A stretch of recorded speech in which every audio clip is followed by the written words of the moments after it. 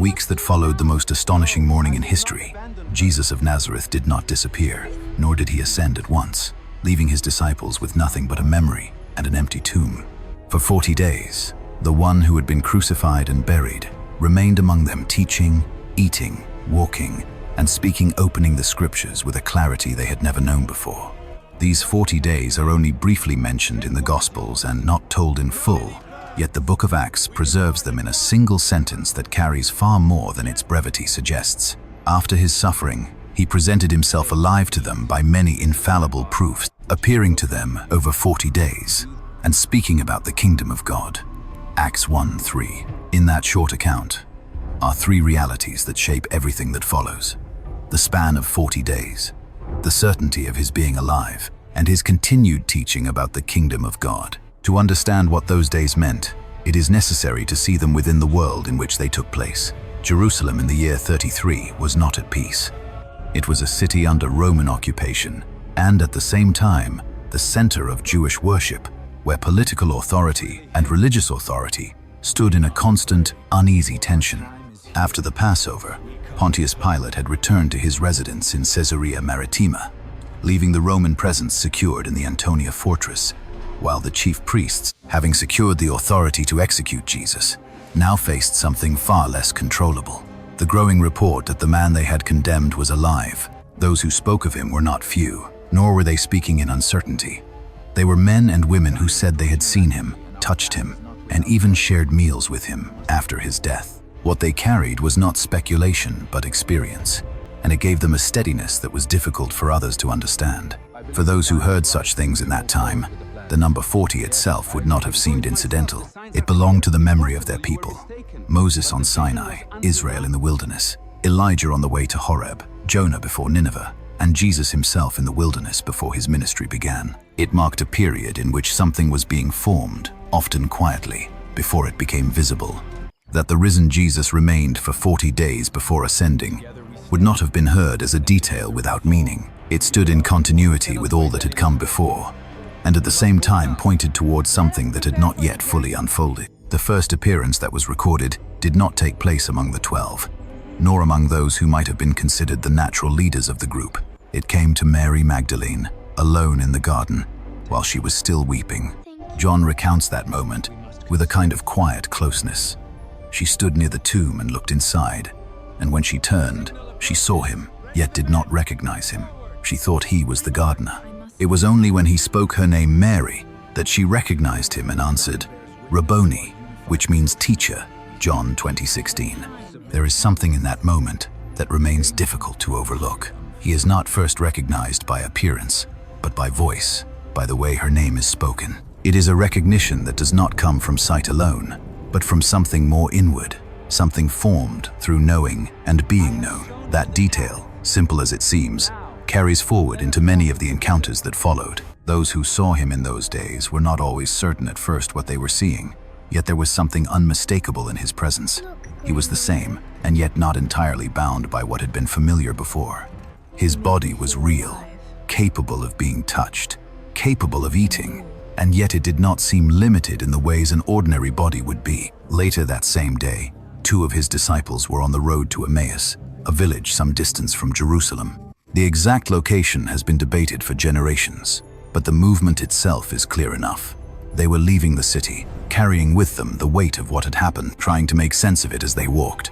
Luke describes their conversation simply. They were speaking with one another about all that had taken place. What they had hoped for no longer seemed certain. We had hoped that he was the one who was going to redeem Israel. Luke 24-21. In that single sentence is everything they had expected, and everything that now felt unresolved. They had looked for redemption in a form they could recognize, a restoration that would take shape in history as they understood it. What remained before them now was harder to grasp. An empty tomb, reports that did not easily settle into what they had believed, and a future they could not yet see clearly. The one who joined them on the road did not immediately change that. He walked with them and asked what they were discussing. He allowed them to speak, to set out their confusion and their disappointment in their own words. Only after they had said what they needed to say did he begin to respond. When he did speak, he did not dismiss what they felt, but he drew their attention back to what had already been given. Beginning with Moses and continuing through the prophets, he spoke of the things that concerned himself, not as something newly introduced, but as something that had been present all along, though not yet fully understood. By the time they reached their destination, something had shifted, even before they recognized him. Later they would say that their hearts had burned within them as he spoke, and opened the scriptures to them, Luke 24-32. It was not only that he explained the text, but that, in his presence, what had once been read began to be seen differently. During those days, what was taking place was not limited to a series of appearances. There was a steady unfolding, a kind of opening that reached beyond words alone. What had been heard before was now being understood in a way it had not been before, as if the meaning had been there from the beginning, waiting for the moment when it could finally be seen. What Jesus was making known to them in those days was not preserved in full detail. There is no complete record of each conversation, no continuous account of every moment, yet what has been given is enough to show the direction of what was taking place. He was not introducing something separate from what they already knew. He was drawing together what had long stood in fragments. The scriptures they had heard since childhood were being read again in his presence, and what once seemed distant or unclear began to find a center. The Passover, with the lamb and the blood placed at the doorposts, was no longer only a memory of deliverance from Egypt. It pointed beyond itself. The patterns of sacrifice, the priesthood, the structure of worship that had shaped their lives, all of it began to be seen not as an end in itself, but as something that had been moving toward fulfillment. The psalms they had sung took on a different weight. Words that had once been spoken as prayer or lament were now heard as bearing witness to something that had already taken place. The lines of suffering, of abandonment, of trust, placed in God even in the face of death, no longer belonged only to David or to the past. They stood in relation to him. The same was true of the prophets. Passages that had been interpreted in different ways were now seen with a clarity that did not come from argument, but from presence. What had been written was not being replaced, but completed in a way that made its meaning more direct than before. To understand how this would have been received, it helps to remember what Jerusalem represented at that time. The temple stood at the center of everything. It was not only a place of worship, but the point at which heaven and earth were believed to meet. The rituals carried out there were not symbolic in a distant sense. They were understood as the means by which the relationship between God and his people was maintained. And yet, in those days, something was being made clear to the disciples that could not be reduced to the structure of the temple itself. What they had known in form was now being seen in person. The place of meeting between God and humanity was no longer tied to a building of stone, but was present in him. This did not come as a rejection of what had come before, but as its fulfillment. What had been established through generations was not being set aside.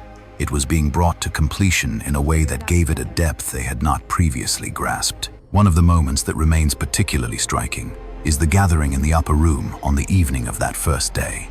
The disciples were together, the doors closed, aware of what had happened, yet uncertain of what would follow. It was within that setting that he stood among them.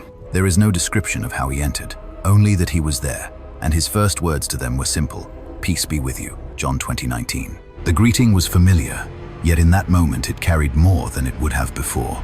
It was not only a word spoken to calm fear, but something that seemed to rest on what had already been accomplished. The distance that had once defined the relationship between God and humanity was no longer the same. He showed them his hands and his side.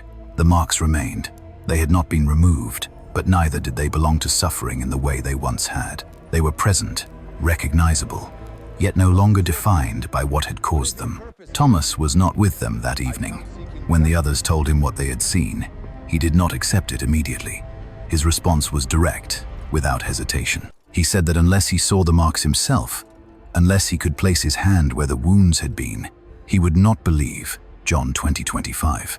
His words have often been remembered for their doubt, but they also reflect a kind of honesty that does not accept lightly what it has not encountered. He had seen what had happened. He knew what death meant. What he was being told did not fit within that understanding. 8 days later, Jesus appeared again, and this time Thomas was present. He was not excluded from the encounter. He was addressed within it. Jesus invited him to see, to come closer, to respond not only to what he had heard from others, but to what stood before him. The text does not say whether Thomas touched him, It only records his answer, "My Lord and my God." John 20:28. It is a brief response, but it holds more than explanation. It is recognition, spoken without hesitation, from someone who had moved from uncertainty into something settled. Another appearance, by the Sea of Galilee, carries a different texture. It is quieter on the surface, almost ordinary, and yet it holds a depth that becomes clearer the longer it is considered. Jesus had told his disciples to go to Galilee, and they went. But while they waited, they returned to what they knew. They went fishing. 7 of them were in the boat that night, and they caught nothing. By morning, as they stood near the shore, a voice called out to them, asking if they had anything to eat. When they answered that they did not, they were told to cast the net on the right side of the boat. They did so, and the catch was more than they could draw in. It was John who recognized him first. "It is the Lord." Peter, upon hearing this, did not wait for the boat to reach land. He entered the water and moved toward the shore, while the others followed, with the net still heavy with fish. On the shore, a fire had already been prepared, with fish laid upon it and bread. They were invited to bring some of what they had just caught, and they ate together. The moment does not carry the tension of earlier events. It is simple, almost familiar, and yet, within that simplicity, something is being restored without being spoken directly. After they had eaten, Jesus turned to Peter. The conversation that followed is remembered not for its length, but for its repetition. 3 times, Peter is asked whether he loves him. 3 times, Peter answers. The exchange is not explained. It does not need to be. The pattern itself is clear enough to those who were present. What had once been denied is now spoken again, not as a correction imposed from outside, but as something that is allowed to be answered. There is also a difference in the words used, one that has often been noticed. The question and the answer do not entirely match in their expression, yet the conversation moves forward without interruption. It is not pressed beyond what Peter is able to say. What is given is received as it is. With each response, something is entrusted to him, the care of what belongs to Jesus. It is not given after a demonstration of perfection, but within the reality of who Peter is at that moment. The future that lies before him is not separated from what has already happened, but it is not limited by it either. There is another moment, mentioned only briefly, yet carrying its own weight. Paul writes that Jesus appeared to more than 500 at one time, many of whom were still alive when he wrote 1 Corinthians 15-6. He does not describe the setting, nor does he expand on what took place. He simply refers to it as something known, something that could be confirmed by those who had seen it. The Gospels do not record this appearance. They do not attempt to include every event. What they preserve is selective, not because the events were few, but because what was already given was sufficient to bear witness. During these same weeks, life in Jerusalem continued as it always had. The temple remained active, receiving those who came to worship. The markets in the outer courts carried on. Teachers continued their discussions in the synagogues. The rhythm of the calendar moved forward. The counting toward the Feast of Weeks had begun, marking the days between Passover and what would later be called Pentecost. It was a period of remembrance, recalling the journey from Egypt to Sinai, from deliverance to the giving of the law. While the city followed that pattern as it had for generations, a smaller group within it carried something that did not yet have a place within those structures. They had seen him alive. They had heard him speak. What they held was not yet public in the way it would soon become, but it was already shaping them. The change in them did not happen all at once, yet it is difficult to miss when the accounts are placed side by side. The same individuals who had once withdrawn, who had struggled to understand, who had acted out of fear, would soon speak openly in ways that no longer reflected that hesitation. What had taken place during those 40 days was not only the fact of the resurrection, but the steady unfolding of its meaning. What they had witnessed was being understood over time, as they remained with him and listened. When Peter would later stand and speak, he would not be drawing from memory alone, but from what had been made clear to him in those days. The teaching about the kingdom of God during those 40 days held a particular place, not because it was entirely new, but because it brought clarity to something that had not yet been fully understood, even among those closest to him. Just before the ascension, the disciples asked a question that revealed how much of their earlier expectations still remained. "Lord, will you at this time restore the kingdom to Israel?" Acts 1-6. It was not an unreasonable question. It arose from everything they had known, from the way they had understood the promises given to their people, and from the hope that had shaped their ojidania of the Messiah. Jesus did not dismiss the question, nor did he correct it directly. Instead, he shifted its focus. It is not for you to know times or seasons that the Father has fixed by his own authority, but you will receive power when the Holy Spirit has come upon you, and you will be my witnesses in Jerusalem, in all Judea and Samaria, and to the ends of the earth. Acts 1-7-8. What he said did not remove what they had asked, but it placed it within a larger horizon. The kingdom they were expecting was not confined to a single nation, nor would it unfold in the way they had imagined. It would extend outward, beginning where they were, and reaching far beyond it, carried not by force, but by those who would bear witness to what they had seen and heard. The idea of the kingdom of God was already familiar within their tradition. It spoke of the rule of God, acknowledged and lived under by his people. To confess that God is one was also to recognize his authority over all things. That understanding remained, but it was no longer abstract. It had taken form in the presence of the one who stood before them. The resurrection did not simply confirm that Jesus had lived or that his teaching had value. It revealed that what he had spoken of was not subject to the limits that govern ordinary life. Death itself had not held him. What they were being drawn into was not only a message, but a reality that had already begun. The places where these encounters occurred also carry their own meaning when seen together. Jerusalem and its surroundings, the road to Emmaus, the upper room, the shores of Galilee, the mountain where they gathered again, and finally, the return to the vicinity of Jerusalem for the ascension. These were not isolated moments, but movements that traced a path. Galilee, in particular, marked a return to where things had begun.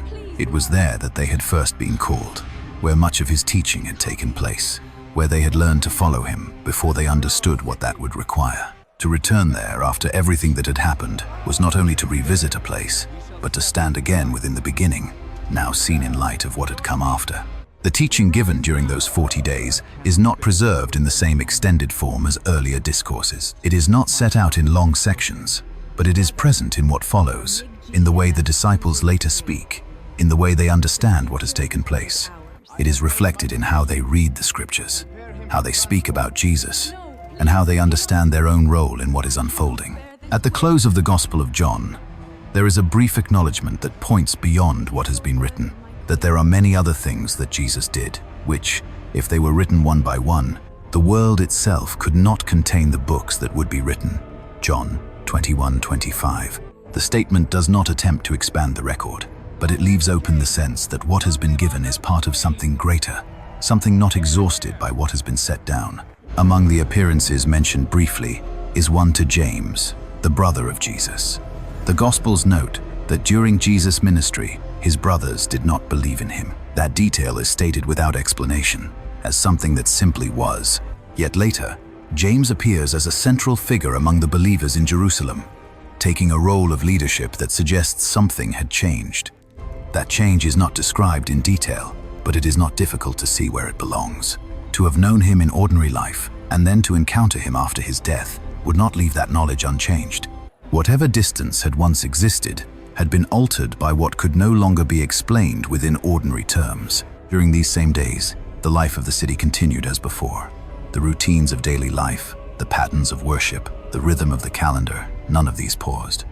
Yet within that continuity, something had begun that did not depend on those structures, even as it moved within them. The group of those who followed him was not large by any measure that would have drawn attention. Luke records that there were about 120 gathered together, continuing in prayer. Acts 1:15. At the same time, there were others beyond Jerusalem who had also seen him. What mattered was not the number, but the fact that they shared something that bound them together in a way that was not easily broken. What was forming among them during those days was not yet visible in the way it would soon become.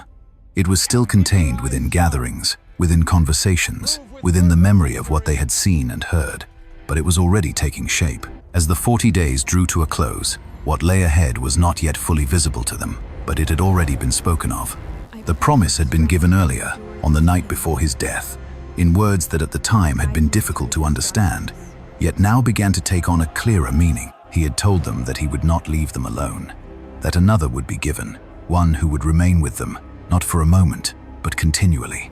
The promise was not described in abstract terms, but as a presence that would come, one who would guide, remind, and make known what had already been given. What had once seemed distant in that earlier conversation now stood near, not as something imagined, but as something they were being asked to wait for. The instruction they received was simple. They were not to leave Jerusalem, but to remain there until what had been promised was fulfilled. There was no detailed explanation of how or when it would happen, only the assurance that it would. After the ascension, they returned to the city, not with the uncertainty that had marked earlier moments, but with a kind of steadiness that had begun to take root. Luke records that they returned with joy, and that they continued together in prayer. The group gathered in the upper room was not uniform in background or temperament. Among them were those who had followed from Galilee, those who had been present in Jerusalem, women who had remained near even at the cross, and Mary, the mother of Jesus, who is mentioned specifically among them. His brothers were there as well, those who had once stood at a distance, now included within the same gathering. What held them together in those days was not organization, nor a defined structure, but something shared that did not require much explanation among them. They had seen him. They had heard him. They had been with him after his death, and now they remained together, not attempting to move ahead of what they had been told, but waiting. The days between the Ascension and Pentecost are only briefly described, yet they reveal something about the way this beginning took shape. They continued in prayer, with a kind of unity that did not come from sameness, but from a shared direction. Differences remained, as they always do, but they were not what defined the moment. During this time, Peter spoke among them and addressed the absence left by Judas. What had happened was not set aside or ignored, but it was understood within what had already been written. The scriptures were not being used as an argument, but as a way of seeing what had taken place within a larger frame. The decision to appoint another in his place was made with a specific understanding, that the one chosen would be someone who had been present from the beginning, from the time of John's baptism to the Ascension, someone who could bear witness to the resurrection not as an idea, but as something seen. The choice fell to Matthias. After that, the account does not return to him in detail, but the act itself reflects what mattered most at that moment, that the witness would continue, grounded in what had been directly experienced. Beyond that room, the world remained as it had been. The Roman Empire stretched across its vast territories, its roads and systems connecting regions that had once been distant from one another. The common language of the time made it possible for words spoken in one place to be understood in another. The structures were already in place, though those gathered in that room could not yet see how far what they carried would reach. What had taken shape in those 40 days was not confined to them, but it had not yet moved outward. They were still in the moment of waiting. What had been given was enough for them to remain where they were, without needing to move ahead of what had been promised. The time for speaking would come. For now, they stayed together in a way that reflected not urgency, but readiness.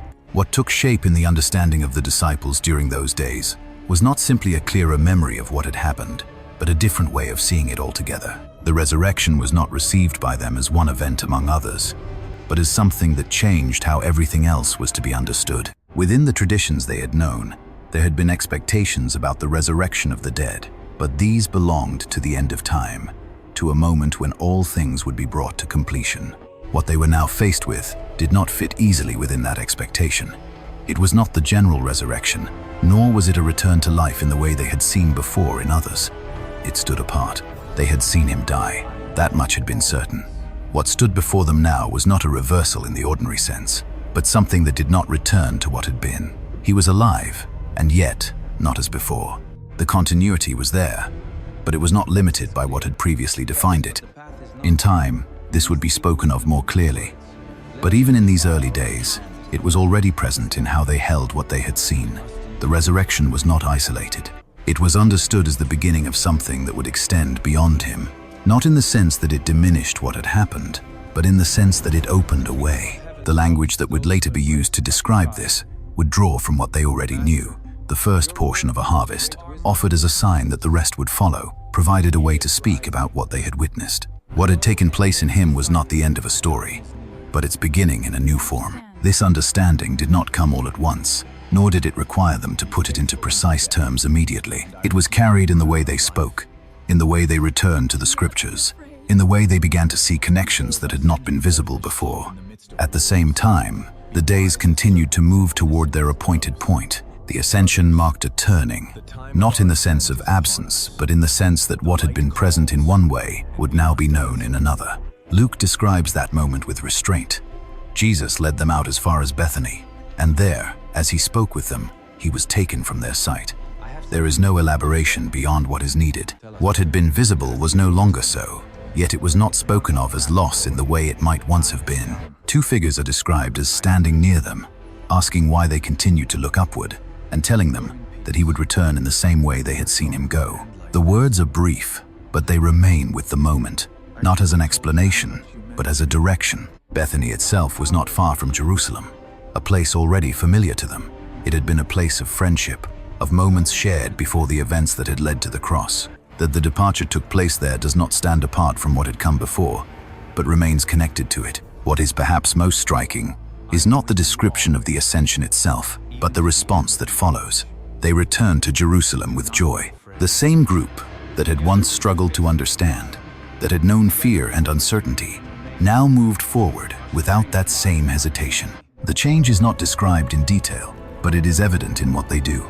They return, they remain together, and they wait. What they had received during those 40 days had settled within them in a way that did not depend on what could be seen. The promise that had been given remained before them, not as something distant, but as something expected. The days that followed the ascension were not filled with explanation, but with a quiet continuity.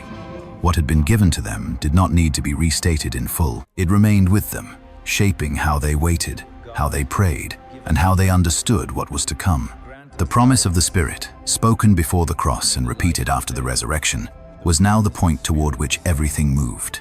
It was not described to them in detail, but it was certain enough that they remained where they had been told, without attempting to move beyond it. The gathering in the upper room continued. They prayed together, not as those trying to bring something about, but as those who had already received what was needed to remain. The unity among them did not come from agreement on every detail, but from what they shared: a common memory, a common encounter, and a common expectation. When the day of Pentecost arrived, what had been promised took place in a way that could not be contained within what they had known before. But even that moment does not stand apart from the 40 days that preceded it. It belongs to the same movement, the same unfolding. The resurrection had not only been shown to them, it had been opened to them. The scriptures had not only been explained, they had begun to be seen. What had once been heard from outside had become something understood from within. The change that followed was not the result of a single moment alone, but of what had taken place over time. The encounters, the conversations, the way in which what they had known was brought together, these formed the ground from which everything that came after would grow. When they began to speak publicly, they did not speak as those presenting an argument, but as those bearing witness. What they said did not depend on persuasion alone, but on what they had seen and heard, and on what had been made clear to them. The message itself was simple, though not easily received: that Jesus had been raised from the dead, and that this was not only something that had happened to him, but something that carried meaning beyond him. It spoke of a future that had already begun, even if it was not yet complete. For them, the 40 days were not a conclusion, but a beginning that did not yet appear as one. What had been given in those days did not remain confined to them, but moved outward through them, carried into places and lives far beyond what they could have anticipated. The world into which they would go was already connected in ways that allowed such a message to travel, though they did not yet see the full extent of it. What they carried did not depend on those structures, but it would move through them. What remains from those 40 days is not only the record of what took place, but the shape it gave to those who had been present. They were no longer simply followers of a teacher remembered, but witnesses of one whom they had seen alive after death, and whose words had begun to take on a meaning they had not fully understood before. The promise of his return remained with them as well, not as something distant, but as something that gave direction to how they lived. It did not remove the present, but it placed it within a larger frame. What had begun in those days did not come to an end with them. It continued, carried forward by those who received what they had borne witness to, and who came to understand it in their own time. The 40 days did not stand apart from the rest of the story. They were part of it, and at the same time, they opened into something that has not yet reached its